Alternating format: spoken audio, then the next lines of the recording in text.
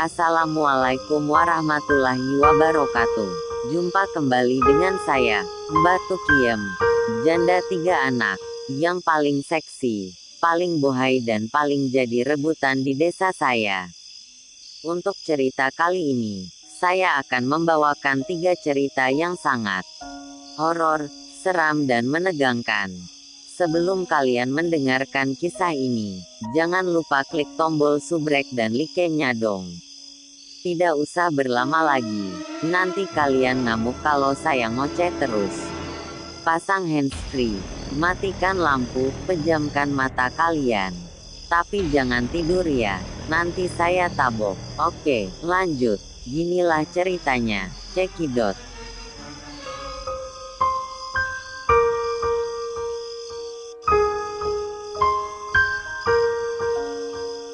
Cerita pertama berjudul Menara Saidah. Kisah horor apakah yang terjadi di situ? Yuk kita dengerin bersama.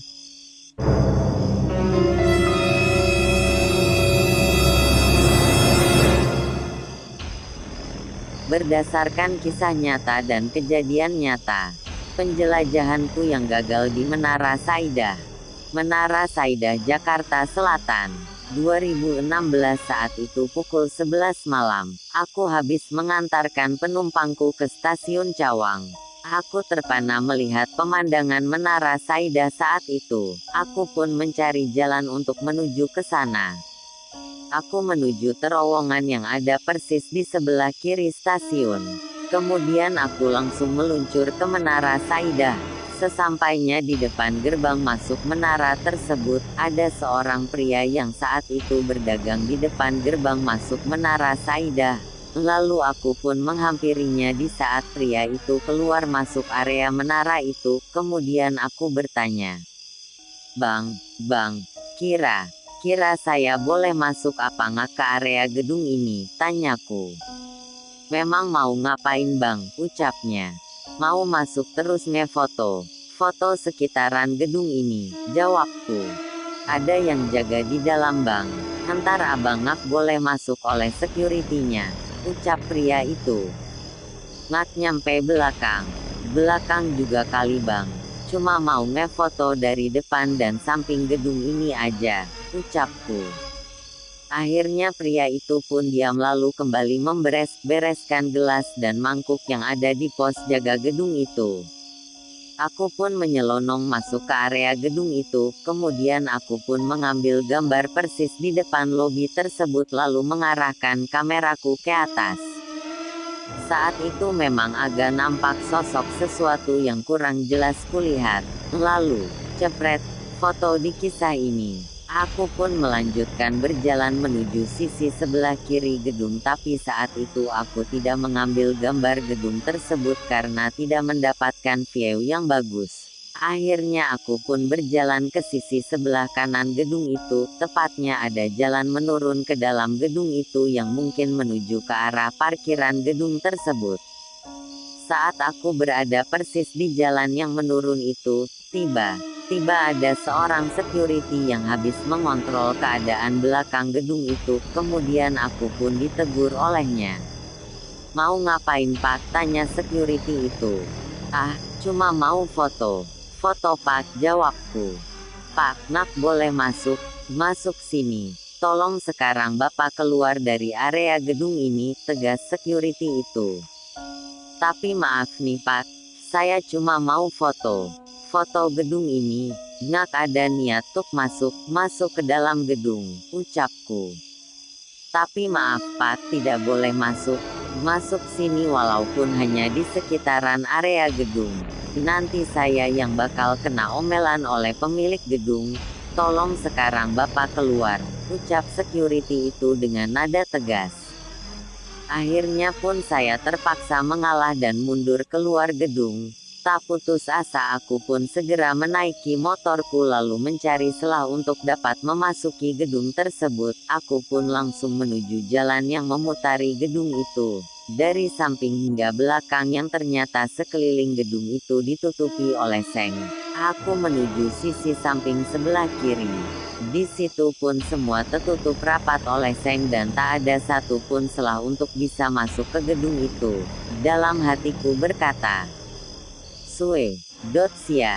Sia aneh muterin di gedung, ternyata tertutup semua, gemingku dalam hati. Akhirnya aku pun mengurungkan niatku untuk menjelajah sekitaran Menara Saidah. Lalu aku pun kembali melewati belakang gedung itu, tapi tiba-tiba aku melihat sosok wanita bergaun putih persis di atas gedung itu, entah itu di lantai berapa. Lalu aku menghentikan laju motorku dan berniat untuk ngefoto momen itu. Tapi sosok itu pun langsung menghilang di saat aku mau mencopot HP-ku dari holder. Dalam hatiku bergeming. Arge, gagal lagi, sial, kesalku dalam hati. Lalu ada seseorang pria dari belakangku yang kemudian bertanya padaku. Bang, mau ngapain bang? Tanya pria itu. Ini Pak, saya mau foto gedung ini, tapi saya nggak nemuin selatuk masuk gedung ini, jawabku.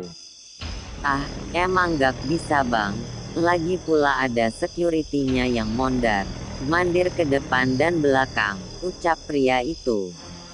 Yah, gimana ya Pak, tanyaku.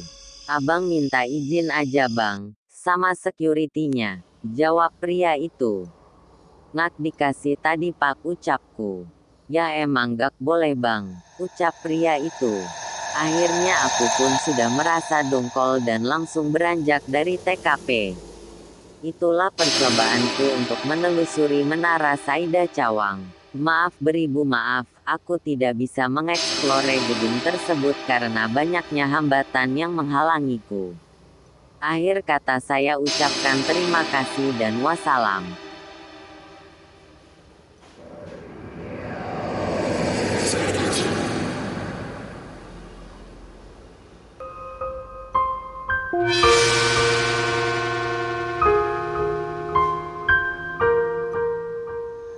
Cerita kedua berjudul Penunggu Curug Bonosari. Kisah horor apalagi yang terjadi di situ? Yuk kita dengerin lagi ya.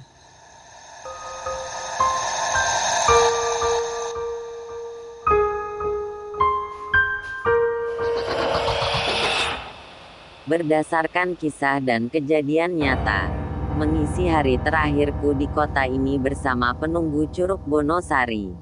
Bonosari Sempor. Saat itu adalah hari terakhirku di kota Gombong sebelum aku kembali lagi ke Jakarta. Di malam hari sebelumnya aku didatangi oleh dirinya di rumah ayahku dan dia ngomong. Kang Mas, nak main ke tempatku? Tanyanya. Assalamualaikum Nyai. Maaf saya tak kepikiran ke sana. Karena saya lagi bingung memilih kota yang mana untuk hidup menetap di salah satu kota yang telah aku survei, jawabku. Mengapa kamu tidak menetap di kota ini saja? Justru jarakmu untuk bisa ngojek di kota besar sini tak terlalu jauh, tanya dan jelasnya. Aku pikir dulu nih. Aku tak mau gegabah dalam mengambil keputusan dan aku tidak enak hati dengan ayahku jika aku tinggal di rumah ini, jawab dan jelasku. Yah, sudah lebih baik kamu bicarakan dulu dengan ayahmu baik-baik, aku pun akan bantu kamu jika niatanmu baik untuk hijrah, ucapnya. Insyaallah Nyai, ucapku. Beberapa detik kemudian dia hilang setelah kami mengobrol dan tersenyum padaku.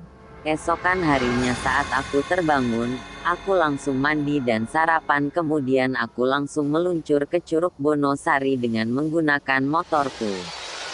Sampailah aku di bawah bukit untuk menuju Curug Bonosari.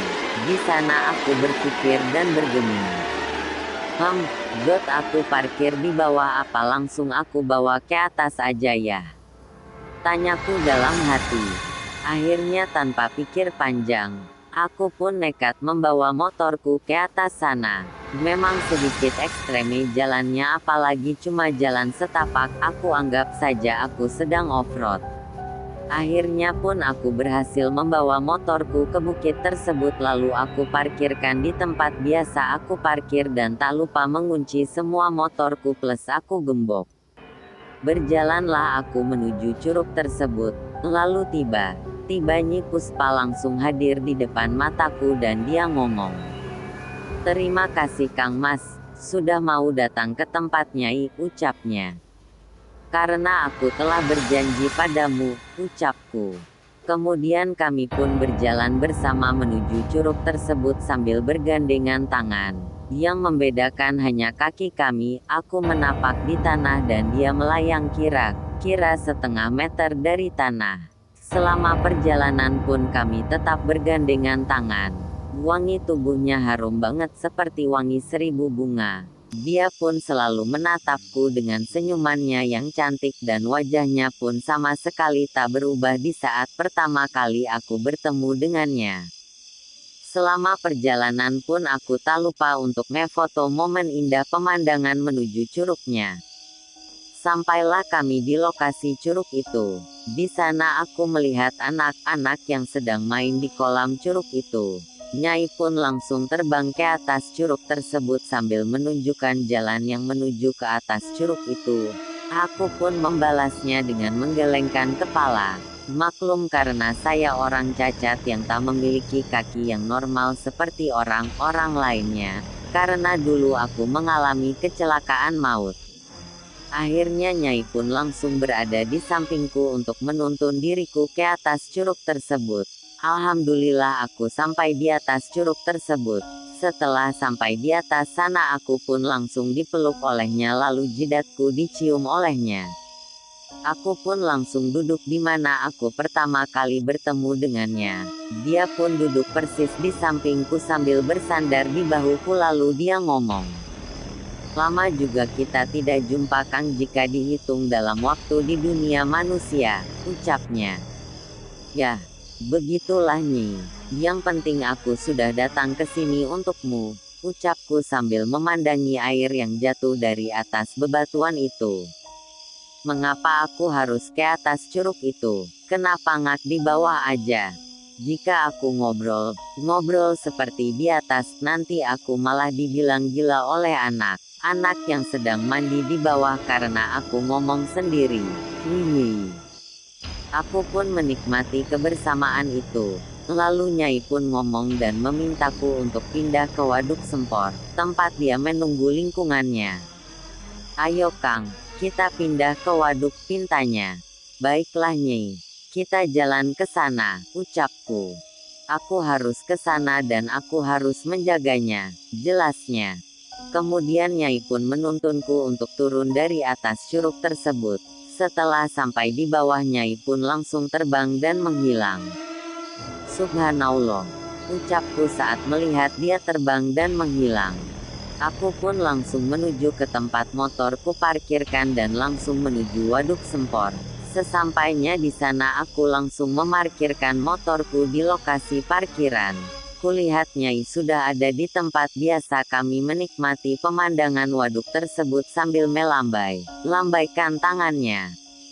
Aku pun langsung berjalan menuju ke tempat Nyai sudah menungguku dan langsung duduk berdampingan dengannya. Lalu dia ngomong, "Kang Mas lagi sedih karena wanita ya?" tanyanya. "Ya, begitulah Nyai," jawabku dalam batin. Maklum saat di sana masih banyak orang jadi aku tak bisa ngobrol lewat mulut. "Mau turun hujan nih Kang," ucapnya. "Ah, masa Nyai," ucapku. Beberapa detik kemudian setelah dia ngomong begitu, langsunglah turun gerimis dan dia pun ngomong, "Mas aku minta maaf jika aku ingin berwujud setengah dari wujud asliku," pintanya. "Silakan Nyai, aku pun sudah tahu wujud aslimu," jawabku. Lalu perlahan, kakinya berubah wujud menjadi buntut ular berwarna hitam bercorak emas hingga ke arah pinggang. Karena aku sudah tahu wujud aslinya adalah ular, maka aku pun tak takut kepadanya. "Maaf ya Kang Mas," ucapnya. Kemudian aku pun mengecup keningnya sambil ngomong, Tak apa Nyai, ucapku. Beberapa puluh menit kemudian, suara azan maghrib pun berkumandang, lalu Nyai pun meminta izin padaku dan ngomong.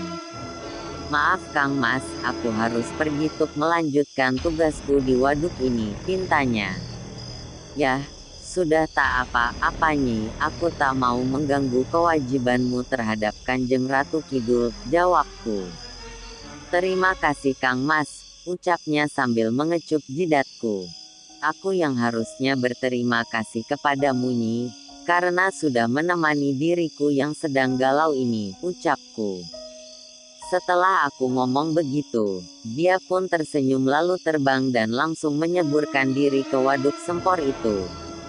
Ku perjelas untuk busana yang Nyi kenakan saat dia bertemu denganku di rumah, di curug hingga di waduk. Dia mengenakan baju seperti kemben yang berwarna merah. Lalu bawahannya mengenakan kain batik bercorak lautan berwarna coklat, rambutnya dikonde dengan dihiasi bunga melati di pinggirannya. Itulah kisah dan pengalaman nyataku yang terjadi di momen tersebut. Akhir kata aku ucapkan terima kasih telah mendengar pengalaman nyataku ini dan wassalam.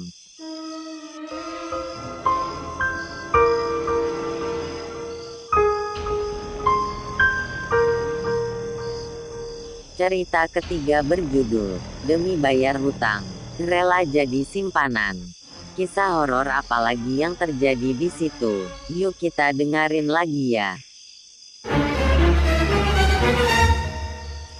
Rela jadi simpanan demi lunasi hutang orang tua.